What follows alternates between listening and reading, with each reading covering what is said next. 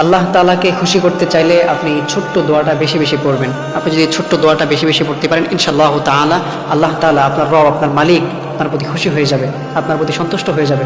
আপনি ভাবতেছেন আপনার রব যদি, আপনার মালিক যদি আপনার প্রতি অসন্তুষ্ট থাকে, আপনার প্রতি রাগান্বিত হয়ে থাকে, আপনার জন্য কিন্তু জান্নাত হারাম হয়ে যাবে, জাহান্নাম ওদারিত হয়ে যাবে। কেননা আপনার মালিক যদি আপনার প্রতি খুশি থাকে তাহলে আপনার জন্য জান্নাতে যাওয়া পসিবল। আর যদি আপনার মালিক আপনার প্রতি অসন্তুষ্ট থাকে, খুশি না থাকে, তাহলে আপনার জন্য জান্নাতে যাওয়া এটা অসম্ভব, হয়তো পসিবল, এটা কঠিনকালেও পসিবল। এই জন্যে আপনি যদি আল্লাহ তাআলাকে খুশি করতে চান তাহলে আপনি অবশ্যই এই দোয়াটা বেশি বেশি করবেন। সেই দোয়াটা হচ্ছে রব্বিগফিরলি যুনুবি, রব্বিগফিরলি যুনুবি, রব্বিগফিরলি যুনুবি।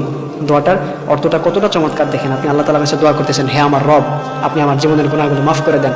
হে আমার রব, আপনি আমার জীবনের গুনাহগুলো মাফ করে দেন। এরকম করে আপনি আল্লাহ তাআলার কাছে বলতেছেন।